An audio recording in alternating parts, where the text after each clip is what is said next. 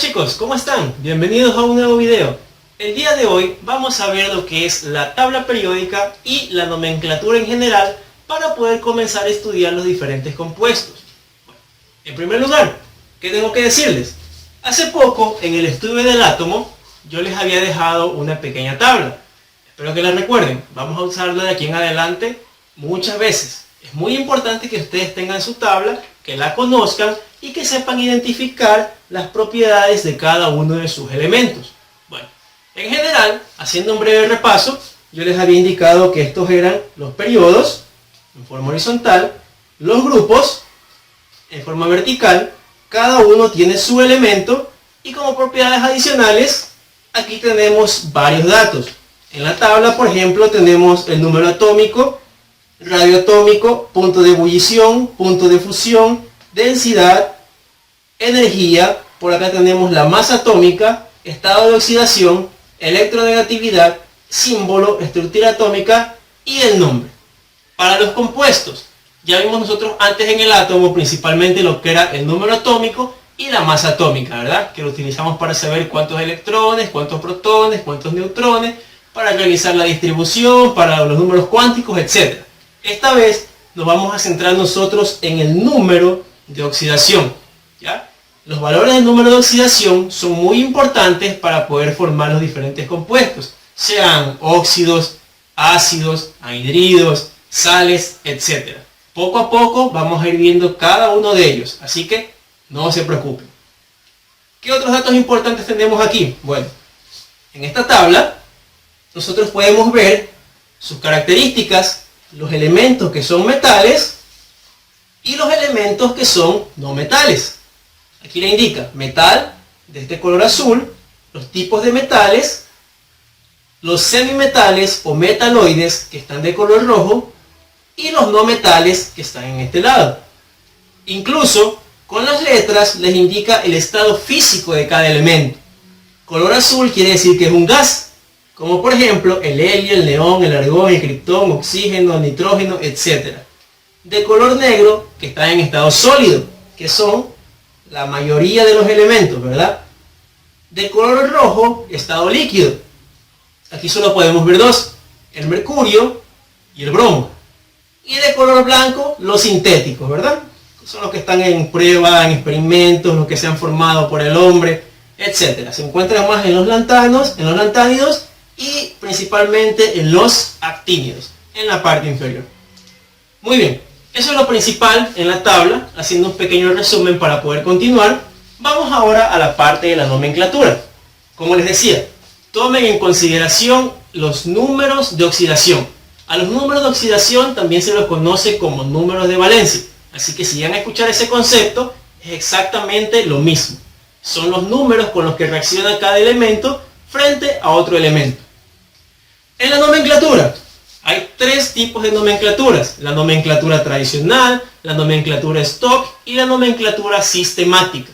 Cada una de ellas tiene su validez para ser usada y de acuerdo al estudio puede ser aplicada a cualquiera de ellas. Vamos a ver brevemente las tres para que tengan una clara idea cuando vean los nombres de los compuestos. Entonces, comencemos. Sistemática,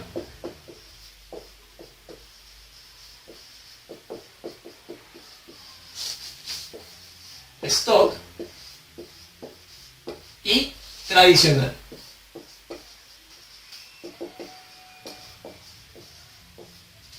Vamos a darle su espacio a cada una de ellas. Comencemos con lo que sería lo más común. Vamos con la nomenclatura stock.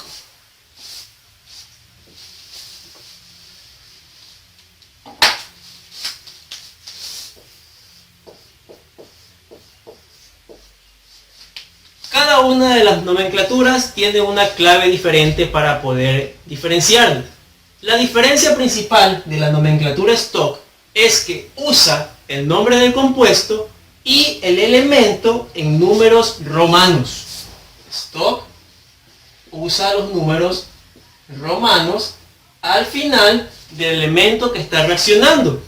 Por ejemplo, ¿qué tal si yo dijera que estamos realizando el yoduro de aluminio? Yoduro de aluminio es la combinación del aluminio con el yodo, la fórmula correcta sería AlY3. Más adelante vamos a ir viendo cuáles son las valencias de cada uno, cómo se intercambian o cómo se equilibran. Por ahora solamente les diré que este es el yoduro de aluminio, ¿sí? Yoduro de aluminio. ¿Cuál es la valencia del aluminio? La valencia del aluminio es +3. Revisen su tabla, ahí pueden ver el número de oxidación. Como la valencia del aluminio es +3, el número romano que vamos a usar aquí es el número 3. ¿Correcto? ¿Qué tal otro compuesto? Vamos con un óxido. Trabajemos con el hierro. El hierro tiene dos valencias. La valencia 2 y la valencia 3. Entonces, si yo quisiera hacer una combinación de oxígeno con hierro, aquí viene otro dato importante. Oxígeno para este tipo de compuestos va a reaccionar siempre con valencia -2. Así como el yodo, en este tipo de compuestos... ¿Qué es esto?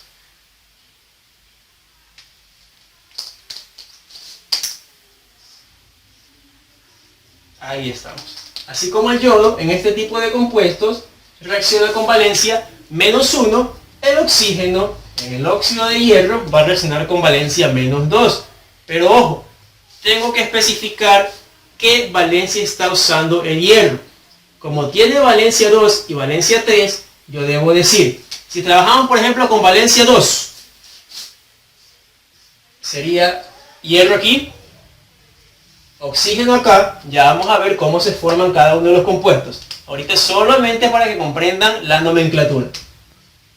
Si es la valencia 2, con oxígeno -2, eso queda nivelado. Así que no hay ningún intercambio. Esto sería cuando el hierro tiene valencia 2. Así que se llama óxido de hierro 2. Porque la valencia del hierro es 2. ¿Cómo nos hubiera quedado el otro compuesto? Si yo hubiera utilizado el hierro con valencia 3. La valencia del hierro hubiera sido 3. Oxígeno para estos compuestos siempre -2. Así que debo equilibrar cambiando valencia. 2 aquí y 3 acá. Este es el óxido de hierro 3.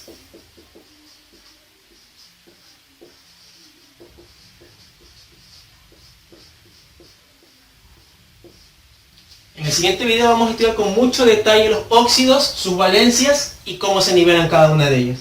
Por el momento, como les dije, valencia 3, entonces óxido de hierro y el número de la valencia 3 en romanos. Así de sencillo. Esto es la nomenclatura stock.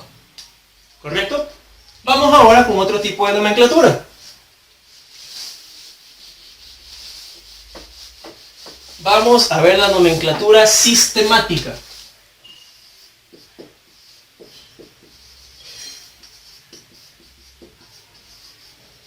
¿Cómo se caracteriza o cómo se diferencia la nomenclatura sistemática de la tradicional y del stock? Bueno, la nomenclatura sistemática hace el uso de prefijos. ¿Qué son prefijos? Palabras claves que van antes del nombre de los compuestos. ¿Y cuáles se usan aquí? Bueno, por ejemplo, mono, di, tri, tetra, penta, etc. Estos son los prefijos que se pueden usar para este tipo de combinaciones. Ahora, ¿qué me va a indicar estos prefijos? Me van a indicar la cantidad de átomos que tiene cada elemento en el compuesto. Por ejemplo, ¿qué tal si volvemos a poner el óxido de hierro? Pero el óxido de hierro 3. Como nosotros nos dimos cuenta, para ese compuesto, recordando que hierro usa valencia 3 y oxígeno siempre usa valencia -2, los átomos me quedaban así, ¿verdad? 2 átomos de hierro y 3 átomos de oxígeno. Entonces, en este tipo de nomenclatura, los prefijos me indican el número de átomos. En la stock, el número romano me indicaba la valencia. Aquí es el número de átomos. ¿Cómo llamamos este compuesto? Pues bueno, si tiene 2 átomos de hierro, debe ser di, porque son 2. Si tiene 3 átomos de oxígeno, debe ser tri, porque son 3. Y así sucesivamente. ¿Cómo llamaremos este compuesto? Trióxido de di-hierro. Trióxido de di-hierro. Así de sencillo. Trióxido de di-hierro. ¿Ven la diferencia? Aquí no hay números romanos. En el stock había números romanos. Sistemática usamos los prefijos. Otro ejemplo más. ¿Qué tal, por ejemplo, con cloro? Un tricloruro de dihierro. ¿Sí? Con valencia 2. Tricloruro de dihierro. Primero el hierro, que es el elemento menos electronegativo.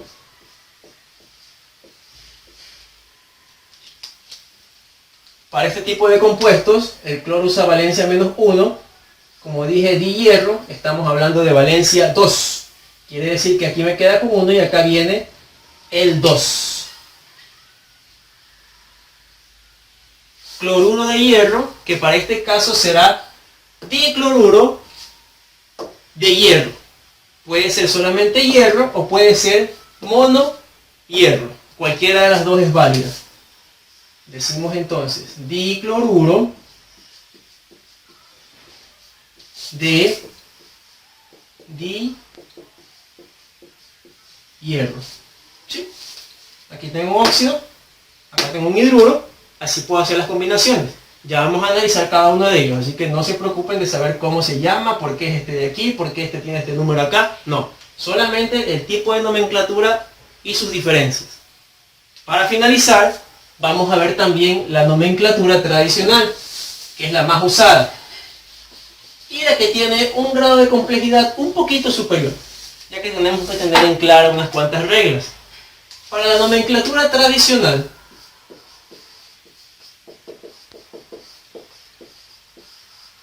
hay que considerar nuevamente las valencias, la cantidad de valencias de cada elemento. ¿Por qué? Porque aquí se van a llamar de acuerdo a estas terminaciones. Hipooso, oso, ico, hiper, ico. ¿Cómo sabemos de qué manera llamar a cada uno de ellos? El ico se va a usar con los elementos monovalentes, es decir, con los que tengan una sola valencia. El oso aparece ya cuando el elemento tiene 2 valencias, considerando que el menor va a llevar oso y el mayor va a llevar ico. Hipooso aparece cuando ya el elemento tiene 3 valencias. De igual manera, hay que considerar que el menor va a ser hipooso, el de en medio va a ser oso y el mayor va a ser ico. Y por último, cuando el elemento tiene 4 valencias, aparece el per-ico. Aquí debemos considerar el menor, hipooso, el que le sigue, oso, el que le sigue, ico, y el mayor con per-ico. ¿Qué quiere decir todo esto? Ya me hizo bola. No se preocupen. Es algo bastante sencillo. Tomemos un elemento que tenga 4 valencias, como por ejemplo el cloro, y vamos a combinarlo con el oxígeno. Eso nos estaría dando a nosotros el óxido de cloro, ¿verdad? Para la nomenclatura tradicional, yo analizo. Ah, ya, tengo 4 valencias. Quiere decir que puede tener 4 nombres. Si yo utilizo, voy a ponerles aquí el cloro. Cloro puede tener valencia 1, 3, 5 y 7, ¿verdad? Recuerden, esto es por el número de oxidación del elemento o también número de valencia. Cualquiera de esos dos nombres que tengan es lo mismo. El cloro tiene los números de oxidación 1, 3, 5 y 7. Quiere decir que si yo trabajo con la valencia 1, es porque estamos hablando de el óxido hipocloroso. Hipocloroso. Yo ya sé que es la valencia 1. Si ahí me dicen óxido cloroso, estamos hablando de la valencia 3. Si me dicen el óxido clórico, valencia 5. Si me dicen el óxido perclórico, valencia 7. ¿Sí? Es de acuerdo a la cantidad de valencias y de acuerdo al nombre que se le dé al compuesto. Este era con 4. Supongamos que yo tengo, por ejemplo, el azufre. Azufre, en cambio, tiene 3 valencias. El azufre puede tener valencia 2, valencia 4 y valencia 6. Si tiene 3 valencias, ¿qué opciones tengo yo? Ah, si tiene 3 valencias, solo puede ser hipooso, oso o ico. ¿Qué tal si me dicen a mí óxido sulfúrico? Óxido sulfúrico termina en ico. Como estamos hablando de ico, estamos hablando de la mayor valencia. ¿Por qué? Porque solo tiene 3. Ico, oso e hipooso. Si me dice ico, estamos hablando de su mayor valencia, que vendría a ser 6. Ah, ya, entonces yo sé que si me dicen ácido sulfúrico, estamos utilizando la valencia número 6, su tercera valencia. Si me dicen a mí el ácido hiposulfuroso, estamos hablando de su menor valencia, viene a ser la valencia 2. Y si me dicen el ácido sulfuroso, terminación en oso, estamos hablando de su segunda valencia, entonces es 2. ¿Estamos claros ahí? Si por ejemplo hablamos del aluminio, ¿qué tal un óxido de aluminio? El aluminio tiene una sola valencia, ¿verdad? Si tiene una sola valencia, ¿cómo se puede llamar? La única forma de llamar al óxido de aluminio es óxido alumínico. Y no hay más. ¿Por qué? Porque tiene una sola valencia. Y cuando tiene una sola valencia, la única forma en que yo puedo llamarlo es ico. Y murió. No hay óxido aluminioso, porque el aluminio no tiene 2 valencias. Si yo quisiera trabajar con un compuesto de 2 valencias, ahí sí, yo puedo decir que puede ser oso o que puede ser ico. Si trabajamos con 3 valencias, puede ser hipooso, oso e ico. Y si el elemento tiene 4 valencias, entonces ya estamos hablando de hipooso, oso, ico y perico. ¿Sí? Así que mucha atención con este tipo de compuestos. ¿Qué tal? ¿Cómo estaría, por ejemplo, el óxido selenioso? Selenio, al igual que el azufre, tiene valencia 2, 4 y 6. Si me dicen oso, sé que puede ser simplemente la segunda valencia, ya que la primera es hipooso y la tercera es ico. Entonces usa la valencia número 4. ¿Sí? Y ese es el análisis que deben hacer para todos los elementos en los diferentes tipos de compuestos. En los siguientes videos vamos a comenzar a analizar brevemente y paso a paso todos los compuestos binarios, ternarios, sales, todo. Así que mucha atención. Espero que les haya quedado claro este video. Si tienen alguna duda, por favor, déjenla en los comentarios. Muchas gracias.